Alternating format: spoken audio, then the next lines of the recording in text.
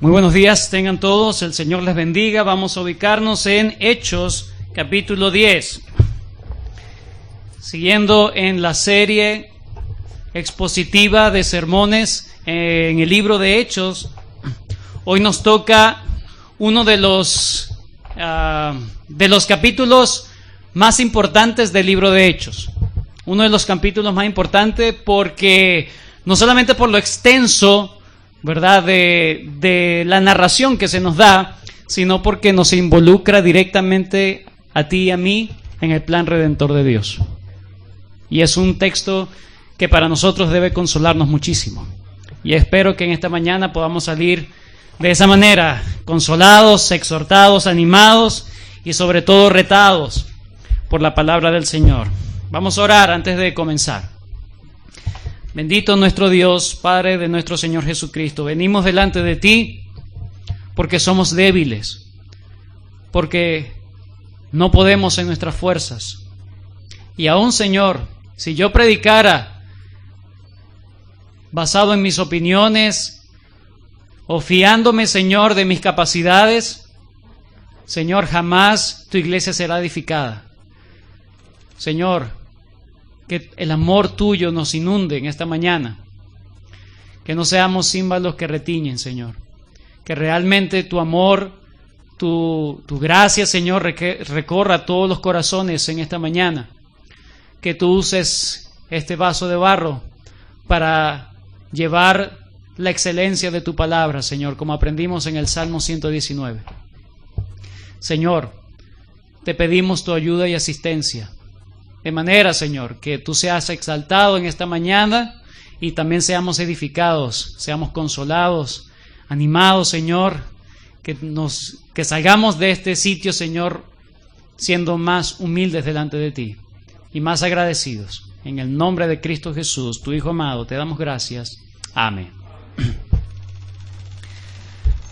No cabe duda que uno de los grandes hombres que impactó de forma positiva el avance del Evangelio de forma teológica o el estudio teológico del cristianismo, y que nosotros hoy precisamente tenemos grandes beneficios en cuanto a eso, fue, aparte del apóstol Pablo, por supuesto, es el reformador francés del siglo XVI, Juan Calvino.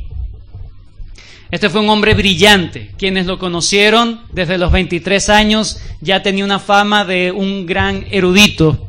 Y no solamente en las artes humanistas, ¿verdad?, sino que también era un gran conocedor de las Escrituras.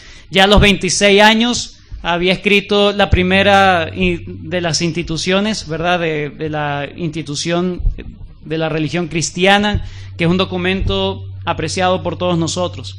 Sin embargo, el gran ministerio teológico que tuvo Juan Calvino, y sobre todo se conoce por el impacto que hizo su ministerio pastoral en Ginebra, no estuvo exento de un trato muy especial y muy particular con el corazón de Juan Calvino, porque finalmente Juan Calvino no quería ser pastor.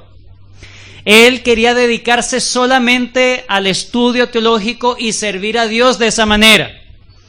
Pero en una ocasión, en el año 1536, mientras Juan Calvino se dirigía desde Basilea, en Suiza, hacia Estrasburgo, en Francia, providencialmente el camino estaba impedido para transitar por ese camino. Habían guerras en ese momento.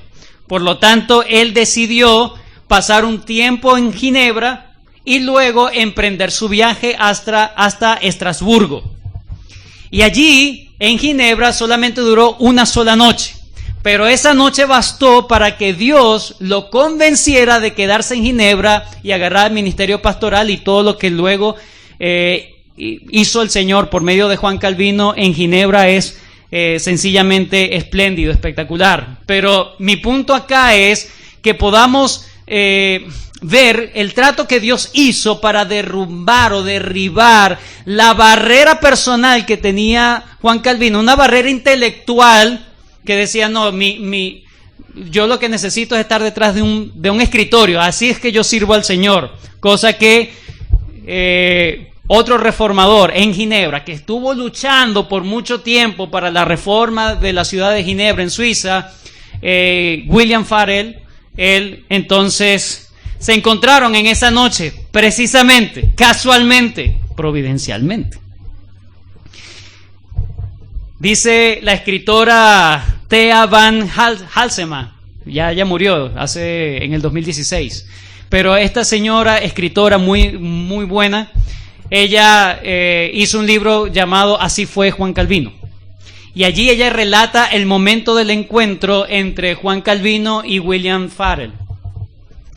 Dice que había un regordete, ¿verdad?, pequeñito, William, que estaba tratando de persuadir a Juan, ¿verdad?, menudito, flaquito, ¿verdad?, la barba era más grande que su cara y sus ojos saltones, ¿verdad? Ella describe así a Juan Calvino, y allí en ese libro tan bueno que describe la vida de Calvino, allí ella dice que las personas presentes veían cómo William Farel hacía todo lo posible por convencer a Juan Calvino de quedarse y hacer ministerio pastoral en Ginebra, tanto que incluso le daba de puñetazos a la mesa, y era un hombre, ¿verdad?, bastante valiente. Juan Calvino no pudo defenderse mucho ante toda esa persuasión de William Farel, pero Juan Calvino en un momentico, en una rendijita que le dijo, ¿verdad?, a lo mejor estaba respirando para seguir hablando William, y Juan Calvino le dijo: no es para mí, yo soy tímido y vergonzoso, odio el meterme en problemas. Por otra parte, caigo enfermo muy a menudo. Mi lugar está en los estudios. Soy un hombre de libros y escritos. ¿Cómo puedo atarme a una iglesia si quiero servirlas a todas? Ah, qué grande, ¿verdad? Qué bello. ¿Cómo atarme a una iglesia si quiero servirlas a todas? No puede pedir esto de mí. En el nombre del Señor, le dice Juan, tenga piedad de mí y déjeme servir a Dios de otra forma. Al final de esa conversación, William Farel le dijo a Juan Calvino: Dios maldiga tu descanso y la tranquilidad que buscas para estudiar, si ante una necesidad tan grande te retiras y te niegas a prestar socorro y ayuda. Juan Calvino luego escribe lo que sintió con estas palabras de Guillermo Farel o de William Farel. Él dice, Juan Calvino: Guillermo me detuvo en Ginebra, no tanto por su consejo o exhortación, sino por la terrible imprecación, la que sentí como si Dios desde el cielo hubiera puesto sobre mí su poderosa mano para aceptarme. Puesto que el camino más directo a Estrasburgo, ciudad donde intentaba retirarme, estaba bloqueado por las guerras, había resuelto entrar de paso en Ginebra, quedándome una sola noche en aquella ciudad. Farel, que ardía con un celo extraordinario por el progreso del Evangelio, inmediatamente puso en tensión todos sus nervios a fin de detenerme. Y en cuanto supo que en mi corazón deseaba dedicarme a mis estudios privados, por lo cual quería mantenerme libre de otros compromisos, y al darse cuenta que nada lograría con su súplica, procedió a pronunciar una imprecación diciendo que Dios maldeciría mi retiro y la tranquilidad para estudiar lo que estaba buscando si me retiraba y me negaba a cooperar con tan grande y urgente necesidad. Me sentí tan afectado por el terror a causa de esta imprecación que desistí de este viaje emprendido, pero consciente de mi natural carácter tímido y vergonzoso, no quise ponerme bajo la obligación de desempeñar entonces algún otro oficio especial. El llamado que hizo William Farel con esta imprecación, Dios maldiga tu descanso, desactivó totalmente los planes de Juan Calvino. Pero de forma similar, de forma similar, lo que vamos a ver en Hechos capítulo 10, también el llamado que recibió Pedro derrumbó por completo todo lo que él tenía en su mente, todas las presuposiciones que él tenía, para entonces hacer lo que Dios quería que él hiciera. La única diferencia entre el llamado que recibió Juan Calvino y Pedro es que Juan Calvino recibió un llamado por medio de un hombre. El llamado que recibió Pedro fue directamente de Dios, por medio de una visión. La otra diferencia es que las barreras que fueron desmenuzadas en la mente de Juan Calvino por la imprecación de Farel fueron simplemente argumentos de ser práctico, ¿verdad? De comodidad. En este caso eran barreras para Pedro, eran barreras raciales. Era un hombre racista, étnicamente racista.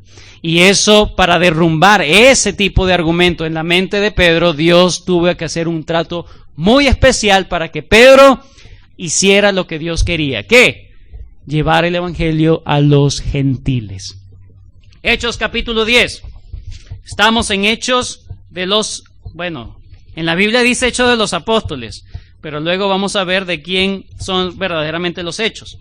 Hechos capítulo 10. Vamos a ver el encuentro entre Pedro y Cornelio. El encuentro entre Pedro y Cornelio es uno de los pasajes más importantes del libro de Hechos. En primer lugar, por la extensión que tiene. No solamente es el capítulo 10, sino que también en el capítulo 11 se extiende, ¿verdad? Hasta el versículo 18 se extiende toda esta narración, es decir, es el capítulo 10 y parte del capítulo 11. Además, en el capítulo 15, versículo 7, se hace referencia una vez más a este episodio. Pero lo más importante, como dije al principio, es que aquí, Hechos capítulo 10, es una evidencia histórica para nosotros, para consolarnos a nosotros, personas que no somos del pueblo de Israel de manera física. Es una consolación, es una evidencia de que Dios ha abierto la puerta plenamente para que los gentiles no solamente conozcan de Dios, sino que fuesen parte del pueblo de Dios.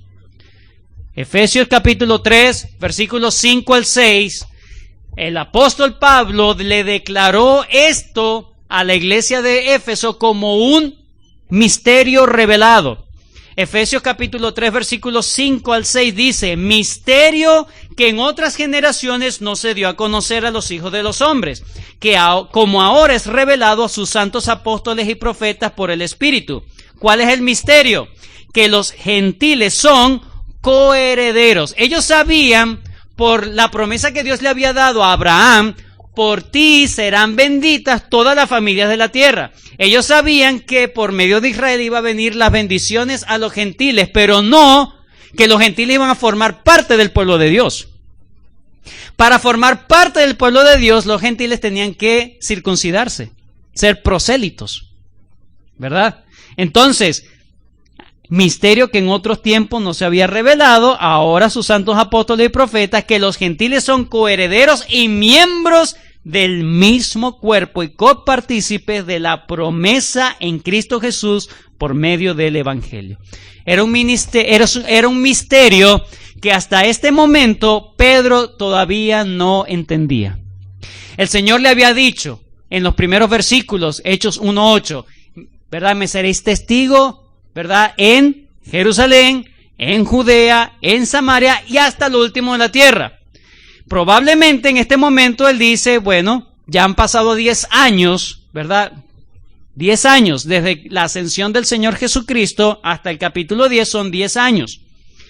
Y probablemente pensó, bueno, ahora me toca dar testimonio de Jesús ante los gentiles. Pero jamás se imaginó que los gentiles iban a formar parte del pueblo de Dios. Versículo 34, Hechos 10:34.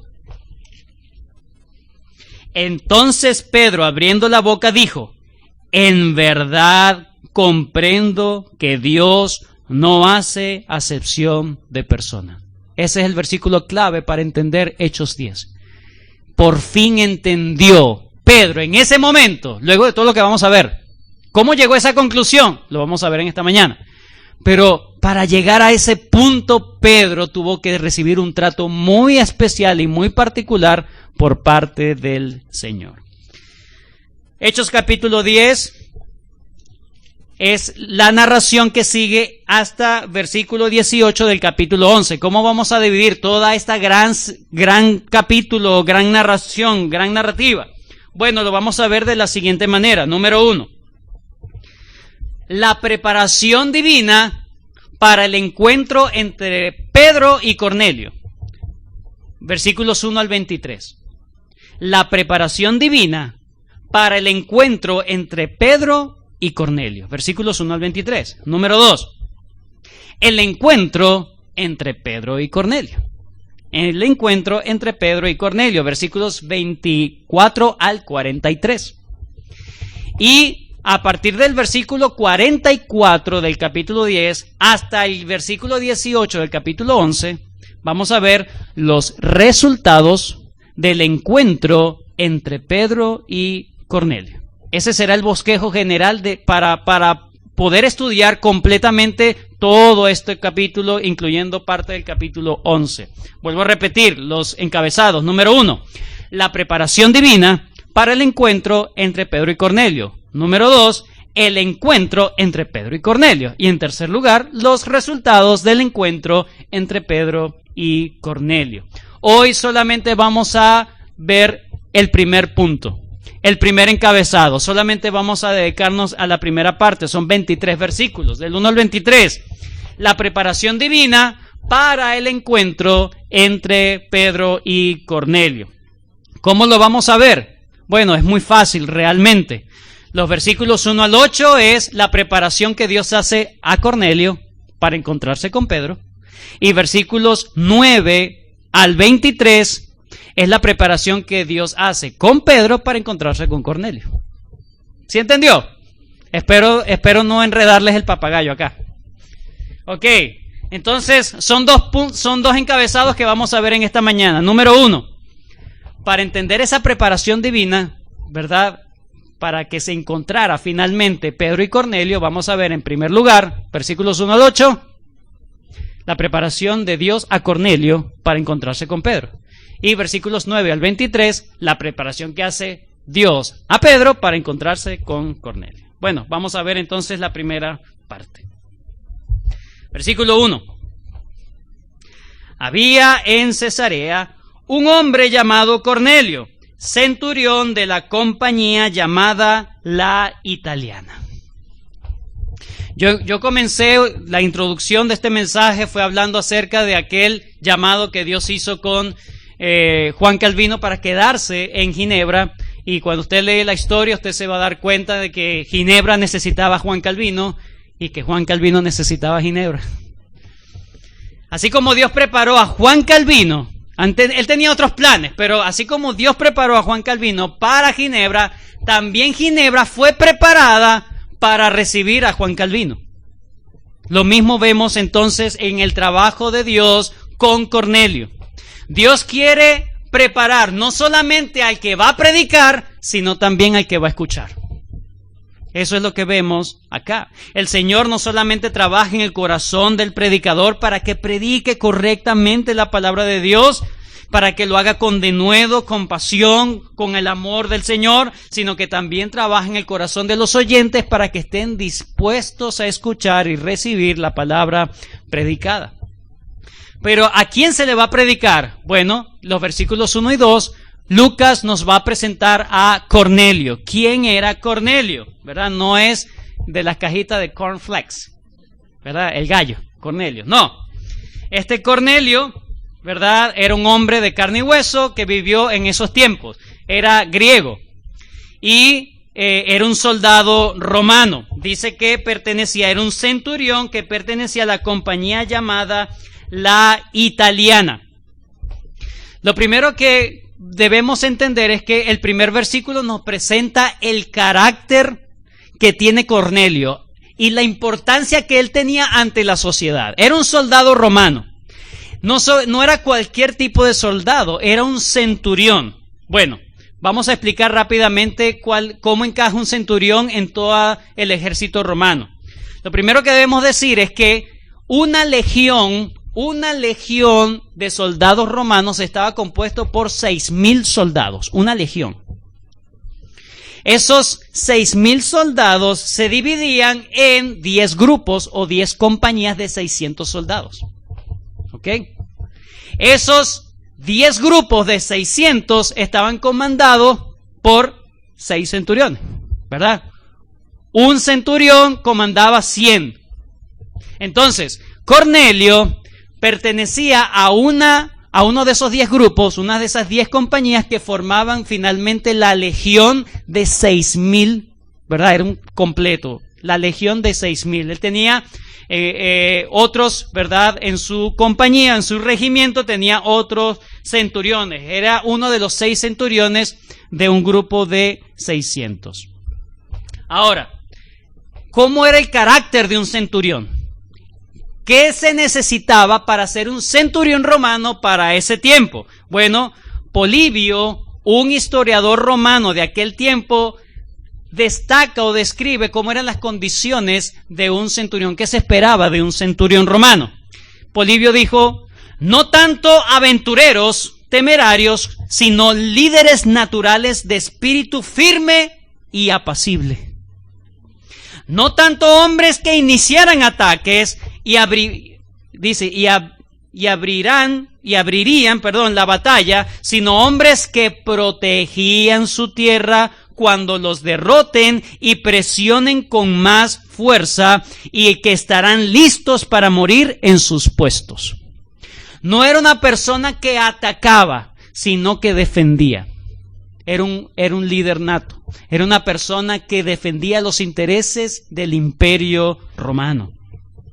No solamente vemos un hombre de un gran carácter por ser centurión romano, sino que también era un hombre de un carácter piadoso. No Lucas.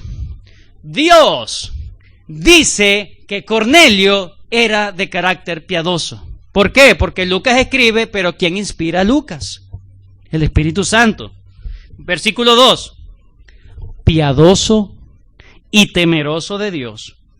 No solamente él, sino que él lideraba su casa. Era lo que esperamos de un cristiano ahora, de un padre de familia, de un sacerdote del hogar que lidere a su familia. No que ataque a su familia para que hagan el devocional, sino para que los anime, para que su familia siga el ejemplo de su padre. Este era un hombre, realmente era un hombre. Era un hombre de verdad. No solamente ante los ojos de la sociedad era respetado, tenía un temple, sino que también en su casa lo respetaban. Ay, ante la sociedad eres otro. No. Así como era ante la sociedad líder, también era líder en su hogar. No era una persona que se dejaba dominar por su mujer, sino que ministraba a su esposa y a sus hijos, de tal manera que sus hijos y su esposa lo seguían voluntariamente. Era un hombre de gran carácter entonces, carácter encomiable, ante los ojos de la sociedad y ante los ojos de Dios mismo. Dios dice, él era piadoso. ¿Y quién va a contradecir a Dios? Dios mismo da testimonio de él, un hombre piadoso y temeroso de Dios, con toda su casa. No solamente tenía aparentemente una buena relación con Dios, sino también con el prójimo, y hacía muchas limosnas al pueblo y oraba a Dios siempre. Oraba a Dios siempre. Nosotros podemos decir, Cornelio tiene que ser cristiano, porque estas son las características de que lo que se espera de un cristiano. Pero Cornelio no era salvo, no era cristiano.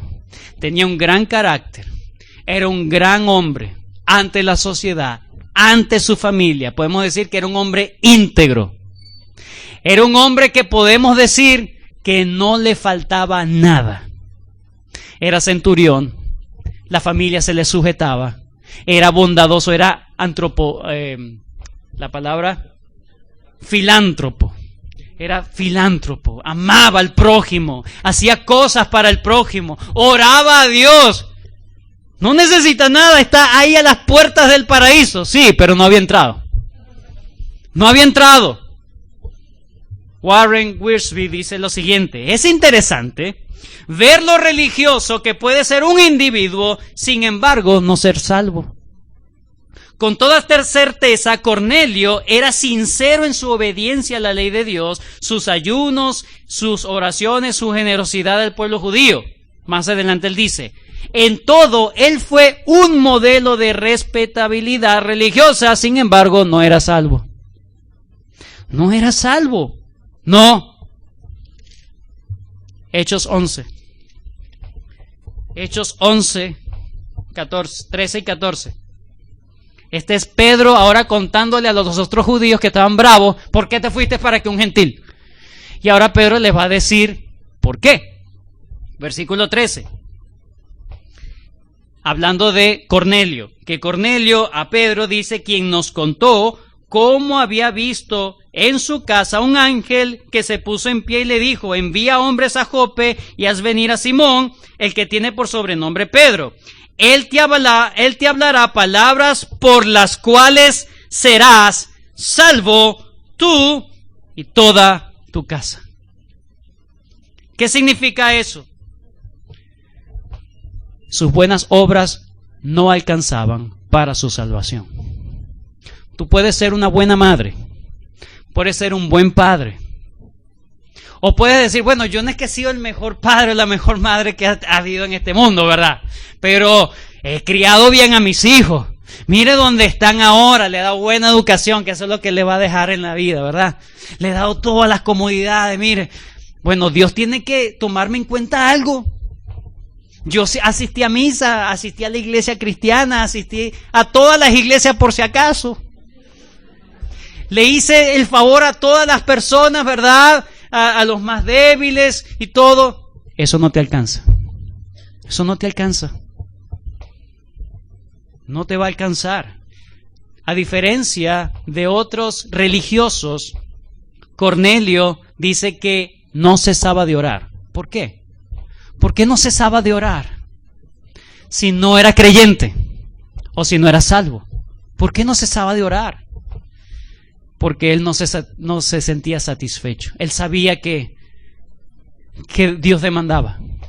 Él de alguna manera conoció al Dios de los judíos. Y él mismo, por alguna razón, no se hizo prosélito. No se circuncidó para ser admitido completamente al pueblo judío, pero definitivamente simpatizaba con la religión judía. Tanto que les hizo incluso una sinagoga a los judíos allá en Cesarea. Pero este hombre quería a Dios, buscaba a Dios, pero nunca lo encontró en otra religión aparte del cristianismo.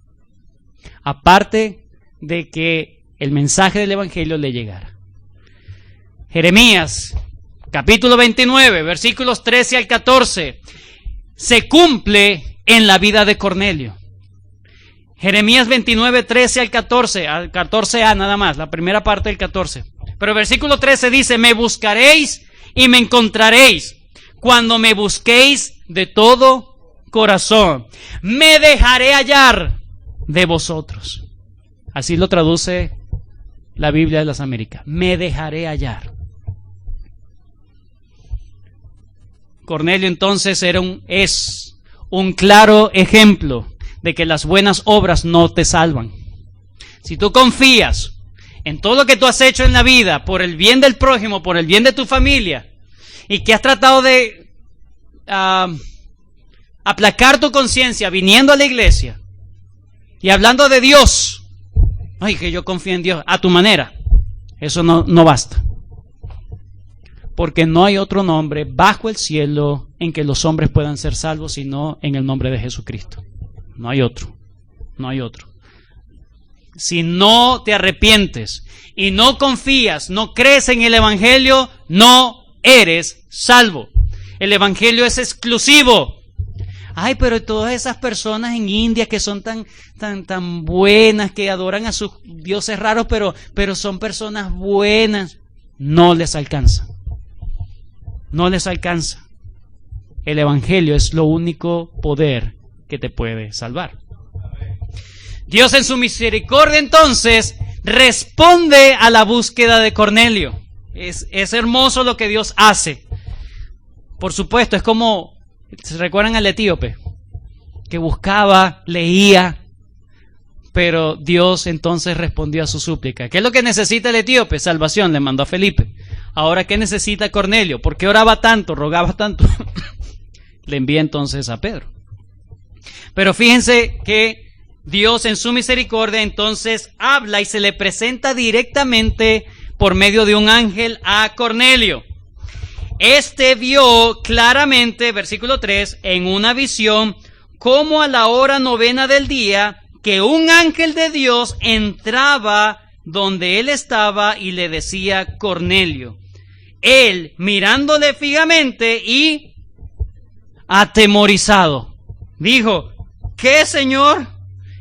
¿Qué es esto? ¿No entiende? Le dijo: tus oraciones, tus limosnas han subido para memoria delante de Dios. Leímos en el capítulo 11, que ve a buscar a esta persona para que te diga lo que tú necesitas saber para ser salvo. Preguntamos entonces, ¿por qué el ángel no le predicó de una vez? ¿Verdad? ¿Por qué el ángel no le predicó de una vez? Él no iba a dudar de la palabra del ángel. De hecho, no dudó. Él obedeció inmediatamente. ¿Por qué Cornelio no fue evangelizado por el ángel? Si usted ha leído las Escrituras, usted sabrá que Dios ha decidido soberanamente usar instrumentos humanos para la extensión de su reino espiritual. Es un privilegio que solamente Dios te ha dado a ti, como su hijo, como su hija, participar en el reino. No es que yo me hago cristiano, me hago cristiana, me meto a cristiano. No, es que Dios te hace un hijo suyo, no para que estés en las gradas observando el juego, sino para que juegues. No es para que seas un espectador del avance del reino, sino que te involucres en el avance del reino. Yo no sé predicar, no es excusa. Para eso venimos, a prepararnos, a conocer más. Como aquel ciego, yo no sé, solamente sé que antes no veía, ahora sí veo. Eso es todo. Con el poquito conocimiento que tengas, Dios te puede usar. Pero Dios no le otorgó eso a los ángeles. Imagínese un ángel que quiere, si es que quiere, predicar, y Dios le dice: eso es un privilegio solamente que le doy a mis hijos. Pero, ¿por qué mandar a buscar a Pedro? ¿Por qué Pedro? Bueno, les voy a decir algo. Vayan conmigo rápidamente a Hechos 8:40. Hechos 8:40. ¿Sabe quién residía en la ciudad de Cesarea? Felipe el evangelista. Hechos 8:40 dice: pero Felipe se encontró en Azoto, recuerden, luego de haberle predicado al etíope, ¿verdad? Y pasando anunciaba el evangelio por todas las ciudades hasta que llegó a Cesarea. Ahí estaba Felipe. En Hechos 21:8, no es necesario que vaya, dice Pablo, al otro día saliendo Pablo, Lucas, dice, al otro día saliendo Pablo, este es Hechos 21:8. Al otro día saliendo Pablo, a los que con él estábamos, fuimos a Cesarea, y entrando en casa de Felipe el evangelista, es decir, la residencia de Felipe el evangelista estaba en Cesarea. ¿Por qué mandar a buscar a Pedro? ¿No era suficiente con Felipe el evangelista? El que Dios había hecho grandes cosas en Samaria por medio de él, que también le había predicado a otro gentil como el etíope. ¿Por qué Pedro y no el evangelista? Hermanos, porque solamente Pedro tenía el privilegio, y vuelvo a repetir la palabra privilegio. Así como tú y yo tenemos el privilegio de predicarle a otra persona del Señor Jesucristo el evangelio, Pedro tenía el privilegio, era el único que Dios le había dado el privilegio para tener las llaves del reino. Tú eres Pedro, y sobre esta roca edificaré mi iglesia, y las puertas del Hades no prevalecerán contra ella. Y aquí tú tienes las llaves del reino. Esa llave del reino no significa que, ¿verdad?, que uno se muere y le llega a San Pedro allá y le abre las puertas del paraíso. No, eso es una referencia a que Pedro iba a tener la bendición de Dios, la oportunidad de Dios, el privilegio que Dios le iba a entregar para él inaugurar, abrir las puertas del evangelio a cada etnia en que el evangelio iba trascendiendo. La primera puerta, las primeras llaves que usó fue en Pentecostés para darle entrada a los judíos. La segunda llave fue ante los samaritanos. Recuerden que los samaritanos, por medio de la evangelización de Felipe, Pedro fue a corroborar y precisamente ocurrió lo mismo que ocurrió en Pentecostés con los judíos, ocurrió con los samaritanos. Ahora Dios le dice, es momento de ir hasta lo último de la tierra. Entonces, necesariamente tenía que ir Pedro. Necesariamente. No podía Cornelio recibir el mensaje del evangelio por otra persona, sino por medio de Pedro. ¿Por qué? Porque Dios es fiel a sus promesas. Porque Dios es fiel a sus promesas y Él es un Dios de orden. John MacArthur dice, sin duda, el ángel era muy capaz de entregar el mensaje del evangelio a Cornelio. Aunque un ángel proclamara el evangelio en el futuro, Dios ha escogido obrar por medio de instrumentos humanos. También quería allí a Pedro para que observara la salvación de Cornelio. Solo entonces el apóstol estaría totalmente preparado para aceptar a los gentiles en la iglesia. Él era el que tenía las llaves del reino. Él era el que tenía la autoridad de reconocer que los gentiles no solamente iba a haber predicación a los gentiles, testimonio a los gentiles, sino reconocimiento de los gentiles como pueblo de Dios. Bueno, este hombre, ¿verdad? Se le presentó este ángel. Me habló un ángel por ahí. No, si te habló, tiene que estar, ¿verdad? Por lo menos tomándote la atención, ¿sí? Vio este ángel, el ángel le dijo, ¿verdad? Versículo 5. Envía pues ahora hombres a Jope y haz venir a Simón, el que tiene por sobrenombre Pedro. Este posa en casa de cierto Simón curtidor. Es decir, iba a estar en una cierta... Le dio instrucciones específicas. ¿Okay? Que tiene una casa junto al mar. Él te dirá lo que es necesario que hagas. Ido el ángel que estaba con Cornelio, llamó a 2 de sus criados y a un devoto soldado de los que le asistían, los cuales envió a Jope después de haberles contado todo. No se quedó callado, sino que integró a otros. Miren lo que me pasó. Ahora vayan por mí, busquen a este hombre. Necesito saber qué información me tiene. Una información de parte de Dios. De parte de Dios. No solamente Cornelio se queda, ¿verdad? Bueno, vamos a esperar que lleguen esta gente, tantas horas que van a caminar, tantos días de regreso, bueno, ahí veo. No, este hombre ya estaba, cuando se presentó Pedro ya estaba preparado. No solamente preparado espiritualmente para recibir la palabra de Dios, sino que preparó a un montón de gente. Versículo 24. Al otro día, Hechos 10:24, al otro día entraron a Cesarea y Cornelio los estaba esperando, habiendo convocado a sus parientes y amigos más íntimos. No solamente él se preparó, sino que involucró a su familia y involucró a sus amigos, porque sabía que el mensaje que iba a recibir era el mensaje de Dios. Vamos a dejar a los niños en casa mejor. Significa que aquí no hay palabra de Dios. Vamos a dejar a los niños en casa porque nos perturban, para no tener esa complicación. No, que no vaya mi papá, mi mamá, no. Ellos nunca van a recibir a Cristo, mejor no. un hombre como Cornelio entendió que donde se iba a predicar la palabra de Dios, su familia también tenía que estar. No siendo salvo, era piadoso.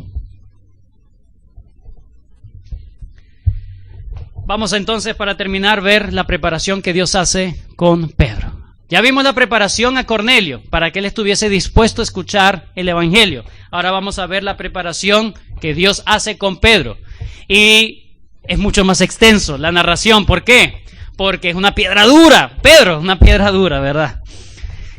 Pedro era un judío ortodoxo, digamos. Y este hombre va a manifestar sus barreras raciales sin importarle quién le está mandando. Interesante. El apóstol Pedro, un hombre que ya había sido tratado por el Señor. Recuerden, se quedó en Jerusalén después de aquellas cuestiones, luego lo vemos, de aquella persecución, luego lo vemos visitando a la gente de Samaria. No solamente visita a la gente de Samaria, se da cuenta que Dios los admite al pueblo de Dios. Los samaritanos son una mezcla entre judíos y gentiles. Bueno, entonces, algo de judío tienen esta gente. Entonces, los admite.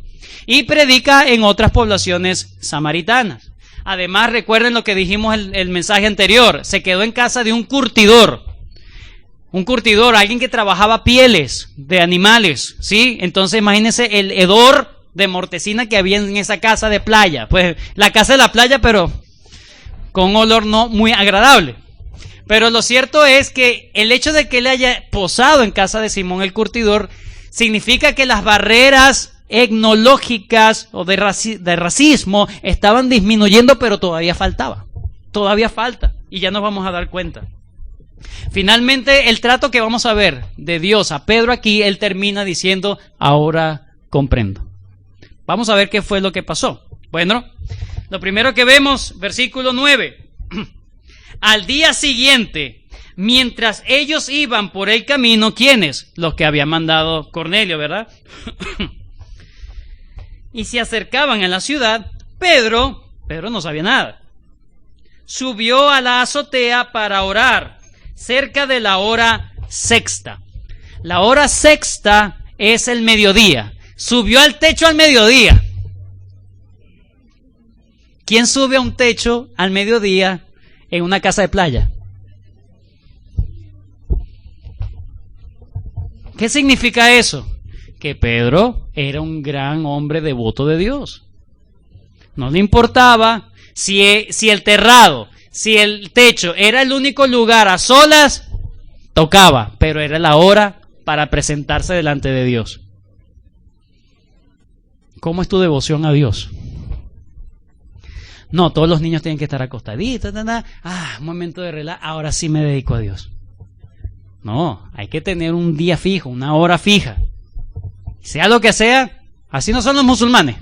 Usted anda con un musulmán por allí. Bueno, no sé, no lo he visto aquí, pero dicen que ellos, llegó la hora de la oración y estén haciendo lo que estén haciendo, agarran su alfombrita y empiezan a orar. Y ellos no tienen el verdadero Dios. Y nosotros, después oro. Llevo 4 días sin orar, sin leer la Biblia. Pero vemos un hombre piadoso, también Pedro. En medio de sus cosas, era un hombre piadoso. Al igual que el propio Cornelio.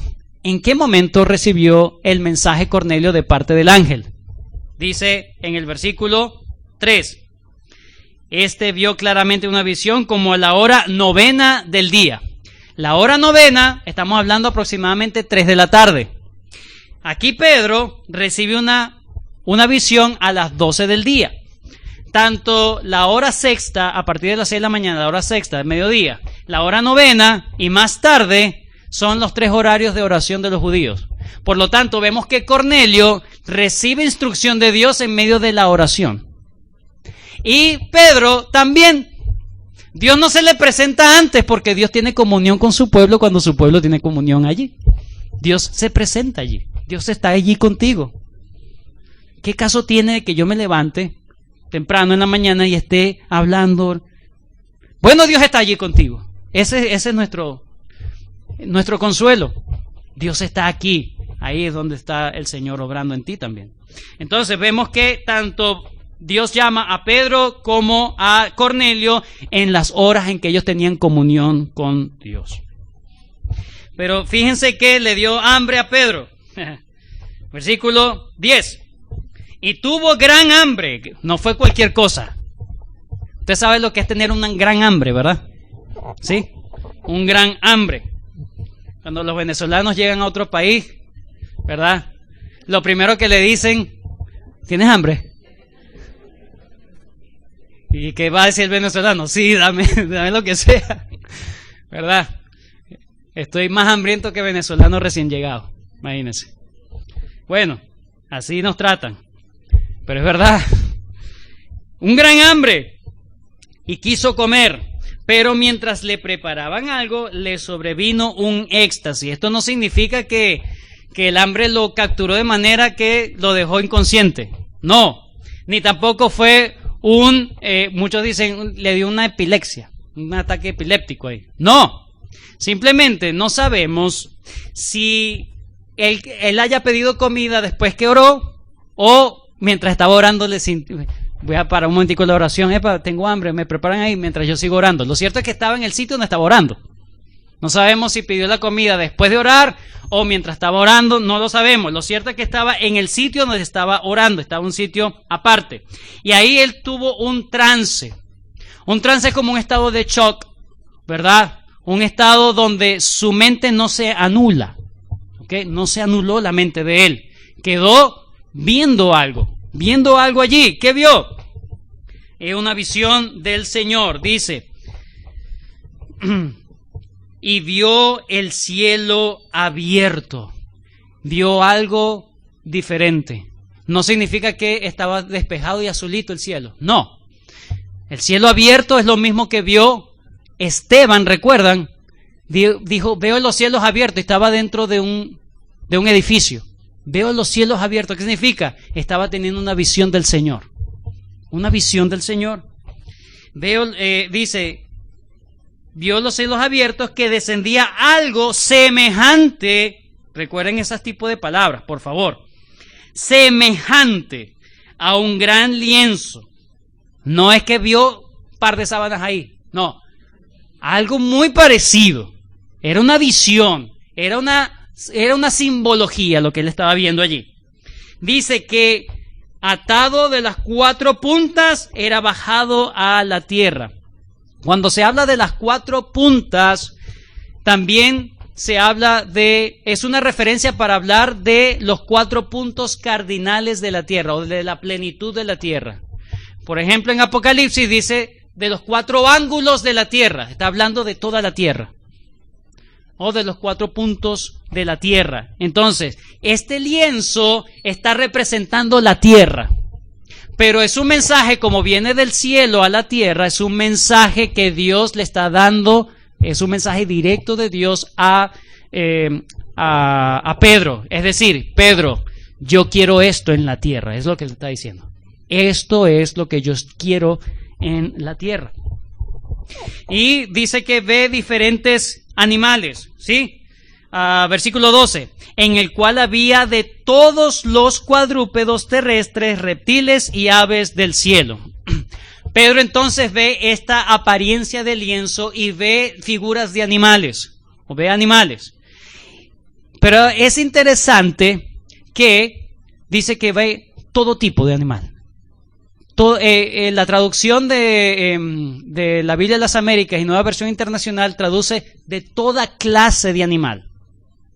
Eso quiere decir que allí estaban no solamente los animales impuros ante la concesión de los judíos, ¿verdad? Según Levítico 11, no solamente estaban los animales impuros o la palabra inmundos, la palabra que usan es inmundos, o sea, no solamente estaban ese tipo de animales inmundos. ¿Qué son los animales inmundos? Bueno, era lo que Dios le dijo al pueblo de Israel en Levítico 11 que no comiera, que eran animales inmundos que los iban a contaminar.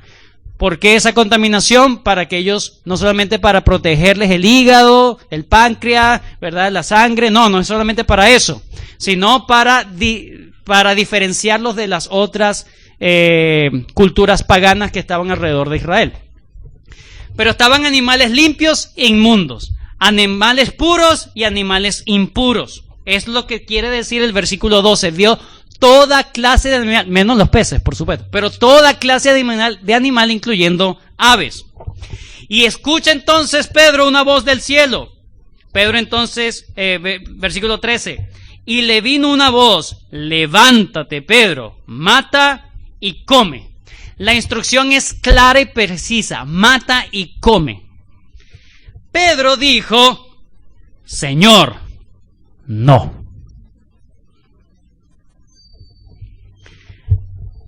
Un predicador, un doctor en teología, Graham Scrooge, no sé si es así, él dijo algo muy interesante una vez: usted puede decir no y puede decir Señor, pero nunca puede decir no, Señor. Si verdaderamente es nuestro Señor, entonces solo podemos decirle sí y obedecer a sus órdenes. Es una incongruencia decirle no, Señor. Pero ¿quién es el Señor acá? ¿Tú o yo? ¿Cómo vas a contradecir al Señor? Dios le dijo: mata y come. Y Pedro: no, Señor. Ahora, no seamos tan implacables con Pedro también, por favor. Vamos a darle el beneficio de la duda. Probablemente su negación es legítima, o tenía una motivación legítima, loable. Él quería conservarse puro para Dios. Probablemente estaba pensando de que era una prueba del Señor, a ver si él era leal al Señor. Y él: no, Señor, no caeré en esa tentación. ¿Dios estaba tentando? Dios no puede ser tentado, ni él tienta a nadie. Como que estaban aquí medio, los cables ahí medio extraños. Pero no solamente eso, el Señor Jesucristo en una ocasión, vayan conmigo a Marcos capítulo 7, rápidamente, Marcos 7. Es interesante. Marcos 7, 18. Él le dijo, este es el Señor Jesucristo: ¿también vosotros estáis así sin entendimiento? ¿No entendéis que todo lo de afuera que entra en el hombre no le puede contaminar, porque no entra en su corazón, sino en el vientre y sale a la letrina? Esto decía haciendo limpios todos los alimentos. Ya el Señor les había dado de alguna manera pistas de que esta ley no se iba a abolir en algún momento. Pero decía: de lo que del hombre sale, eso contamina al hombre. ¿Qué sale? Porque dentro del corazón de los hombres salen los malos pensamientos, los adulterios, las fornicaciones, los homicidios, los hurtos, las avaricias, las maldades, el engaño, la lascivia, la envidia, la maledicencia, la soberbia y la insensatez. Todas estas maldades de dentro salen y contaminan al hombre. Eso es lo que realmente contamina, no la comida. Entonces, eso de que estaba limpiando los alimentos es precisamente que el Señor no quiere este tipo de leyes iban a abrogarse en algún momento. Pero Pedro no se acordó probablemente. Él dijo: no, Señor, voy a ser leal y fiel a ti hasta la muerte, Señor. Pero si realmente Pedro quería honrar al Señor, recuerden, él no estaba viendo una sola clase de animal, estaba viendo muchas clases de animales. Pedro pudo haber dicho: Señor, ¿voy a matar y comer solamente de los puros o de los limpios, de los animales limpios? ¿O qué hago con estos impuros? Eso hubiese sido menos arrogante, menos soberbio, menos rebelde e insolente que un no, Señor. Pedro todavía estaba demostrando, hermanos, que era Pedro. Pedro estaba demostrando que le faltaba. Su carácter volátil, emocional, todavía estaba allí. El Señor todavía tenía que buscar el carácter de Pedro, seguirlo santificando. Miren el privilegio que tenía Pedro y miren lo bajo de carácter que todavía tenía. Dios sigue bendiciendo y santificando a su pueblo. Sigue santificando a su pueblo. Pero él se quedó, Señor, no lo haré.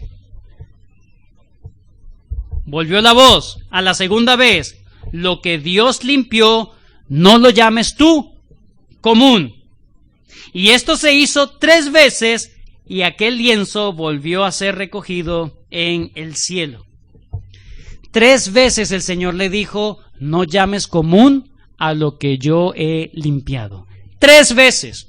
3 veces significa que es algo que va, que es genuino, que es ciertísimo. Es una confirmación. Pedro pudo haber, antes de la tercera vez, ya va, el Señor me lo está diciendo por segunda vez. De hecho, eso es lo que dice el texto. La segunda vez y aún permaneció. Y ahora la tercera vez y el hombre nada. La insistencia de Dios. Qué paciente es Dios. Así también fue con el llamado de Moisés, ¿recuerdan? Es paciente. Dios es paciente. Dios va a hacer su obra, pero Él es paciente. Gloria a Dios por su paciencia. Porque si es por nuestra obediencia, hermano, listo, liquidados. Bueno, eso fue lo único que lo hizo pensar, por lo menos lo hizo pensar a Pedro, que estaba cometiendo un cachazo. Versículo 17. Y mientras Pedro estaba perplejo dentro de sí sobre lo que significaría la visión que había visto, he aquí los hombres que habían sido enviados por Cornelio, los cuales preguntando por la casa de Simón llegaron a la puerta y llamando preguntaron si moraba allí un Simón que tenía por sobrenombre Pedro. Y mientras Pedro pensaba, fíjense una vez más, él no dejaba de pensar en esta visión, y eso está bien. Mientras él pensaba en la visión, le dijo el Espíritu, he aquí 3 hombres te buscan, levántate pues y desciende, no dudes de ir con ellos, porque yo los he enviado. Ahora, directamente le dice el Señor, ve, desciende con ellos, porque yo soy el que te los envío. Pedro pudo haber dicho, ya va, no. Déjame ver quiénes son. No, pero ya Pedro ya había bajado. Ya había bajado a esa cuestión, ¿verdad? Esa barrera que él tenía en su mente. Pedro obedece a la voz del Señor ahora sí. Y ahora da evidencias que sus estándares étnicos y raciales habían bajado de una manera impresionante solamente por estar meditando en la palabra de Dios. Solo por estar dedicado a meditar en la palabra de Dios.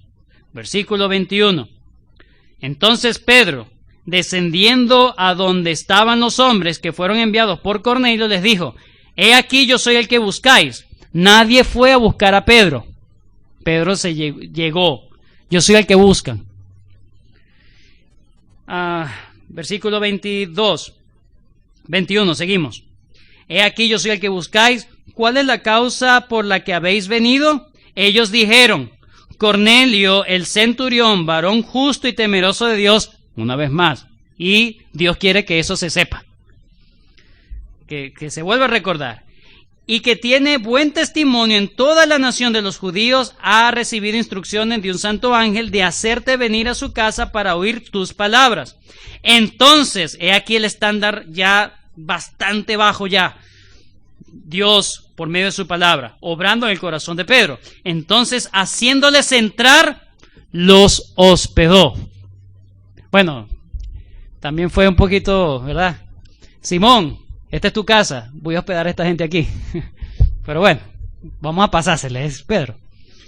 Pero él los hizo pasar. Lo que quiero que entendamos acá es que Pedro recibe a los gentiles, cosa que un judío no lo hubiese hecho. Si Dios no hubiese tratado con el corazón de Pedro, Pedro se hubiese dicho, no, fuera los gentiles.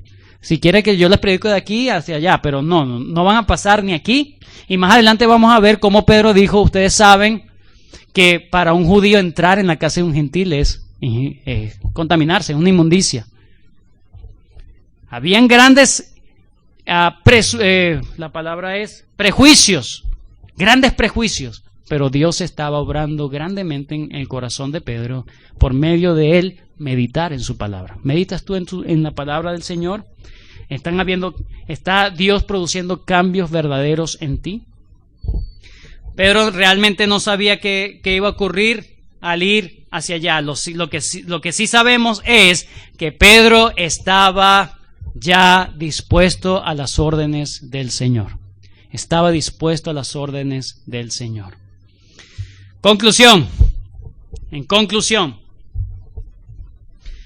Pedro y Cornelio fueron tratados por el Señor para hacer la voluntad de Dios. No lo hicieron por sí mismos. Ellos estaban perdidos, no sabían qué hacer. Dios tuvo que darle instrucciones precisas y ellos obedecieron a lo que Dios le dijo y fue bueno para sus almas. Por un lado, Cornelio recibe el evangelio, lo que necesitaba. Por otro lado, Pedro es trabajado en su corazón y le es quitado aquella barrera racial. Porque Dios trabaja en nuestros corazones por medio de su palabra. Vemos aquí entonces que los hechos no son los hechos de los apóstoles, son los hechos de Dios, los hechos del Espíritu Santo. Él es quien obra, Él es quien dirige todas las cosas.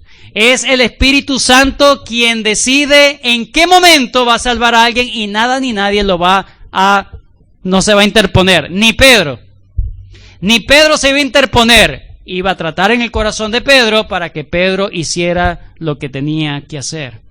Daniel capítulo 4 versículo 35 dice: todos los habitantes de la tierra son considerados como nada, y Él hace según su voluntad en el ejército del cielo y en los habitantes de la tierra, y no hay quien detenga su mano y le diga qué haces. Todo lo que sucede en nuestras vidas, Dios lo ha definido, lo ha decretado. Dios quiere que sea así, y va a ser así, y todo va a ser por una causa buena, justa, de parte de Dios, y santa. Buena, justa y santa. Esta enfermedad, este episodio en la vida, este declive económico, cualquier cosa, Dios está haciendo su obra. Lo único que Dios quiere es que tú hagas su voluntad. Es difícil en esta situación tan aflictiva. Precisamente, Dios quiere derrumbar grandes cosas en tu vida para que tú puedas hacer voluntariamente y rendirte a su voluntad. 3 cosas que aprendemos rápidamente. Número 1, Cornelio y Pedro no entendieron mucho al principio, pero fueron obedientes igual. No entendieron mucho, pero fueron obedientes. Ellos confiaron en que Dios sí sabía lo que estaba haciendo. Número 2, Pedro y Cornelio buscaban al Señor genuinamente. Eran hombres piadosos. Y Dios cubrió las necesidades de cada uno de ellos. Número 3. Dios usa medios ordinarios para sus grandes propósitos. Aunque usó al ángel, un medio extraordinario, pero normalmente Dios siempre se va a valer de los medios ordinarios para llevar a cabo su propósito en la tierra. El Evangelio, hermano, es para todo el mundo. El Evangelio es para toda criatura, para todos. Y Dios te ha dado el privilegio de dar el Evangelio. ¿Has aceptado tú el privilegio que Dios te ha dado? ¿Has aceptado tú el mensaje que Dios ha dado? ¿Aceptas tú el Evangelio? ¿Comprendes tú el Evangelio? Puedes decir: yo soy cristiano, yo soy cristiana. No confío en lo que yo he hecho, sino que confío en lo que Cristo hizo. ¿Tú puedes decir que eres verdadero creyente? ¿O estás tan cerca, pero no haber entrado al reino de los cielos? Porque la única manera es ser nueva criatura. Solamente Dios puede hacerlo. ¿Estás llevando tú el Evangelio, hermano, a tus familiares? ¿Tu familia te sigue? ¿O eres un rebelde a la voluntad de Dios en tu vida? Que el Señor nos ayude y selle su palabra en nuestros corazones. Gracias, Señor, por este tiempo, por bendecirnos con tu palabra.